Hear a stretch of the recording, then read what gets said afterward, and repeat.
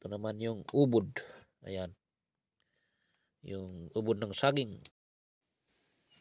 Naghahanap po tayo ng saging ng unggoy. Yung native na saging na kukuha sa bundok o gubat. Ayan, may nakita tayo dito. Kukunin natin yung kanyang ubod. Lulutuin natin na ulam.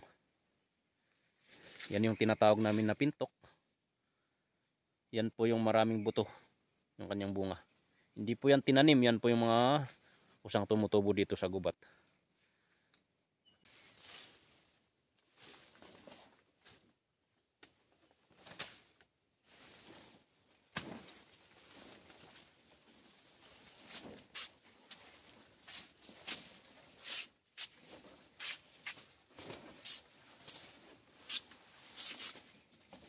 Yan.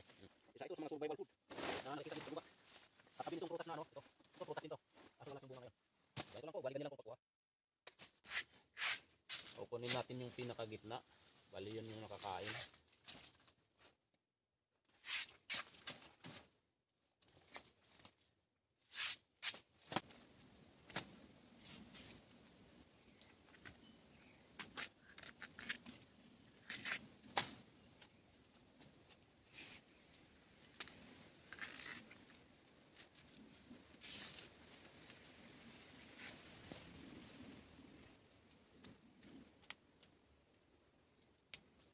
Islashin natin pino, mga ganon, ganyang kaliliit. Ganyan. Pwede natin kainin itong hilaw. Ang kagandahan nito, kahit saan meron to. Marami to, mga saging na ganito. Yung mga nakikita natin dito sa bundok. Hindi kaya ng mga prutas. May season po yan. May season na walang bunga. Paano kung napunta ka ng gubat na wala ka sa bundok, tapos naubusan ka pagkain, tapos ang alam mo lang ay mga prutas, tapos nagkataon na walang bunga, so magugutom ka. Kaya ito, at least ito, anytime, basta may makita kang saging na yung mga tumutubo dito sa bundok, pwede pong kainin yung kanyang ubod. Pwedeng iluto, pwedeng kilawin. Kung titikman nyo tapos mapakla siya, pigain nyo lang. Kung may asin kayong dala, kung mayroon man o wala, pigain nyo, ilagyan nyo ng asin, tapos lamas nyo ng ganun, tapos pigain nyo, pwede nang kainin yon. Pwedeng kilawin, pwedeng iluto.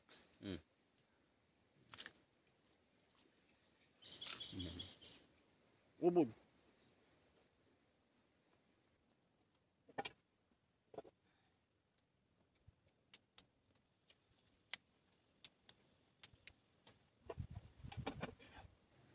Kumukulo na. Pwede na natin ilagay itong watercress.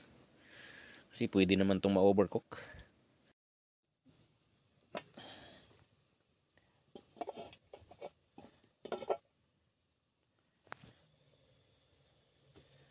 Ayan na. Pwede natin ilagay dyan.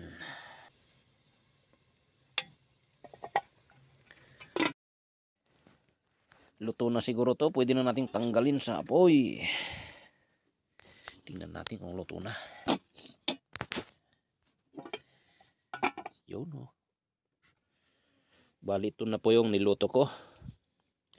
Yung buto ng agayap, tapos ubod ng saging ng unggoy, tapos watercress. So yan. Organic na organic. Walang halong chemical po yan. Asin lang po ang halo niyan. Walang mantika, walang magic sarap. Okay. Ito yung ulam ko ngayon. Yan naman mamayang hapon. Kain na po tayo. At saka paki-follow po yan, no? Paki-subscribe at saka paki-follow. Thank you.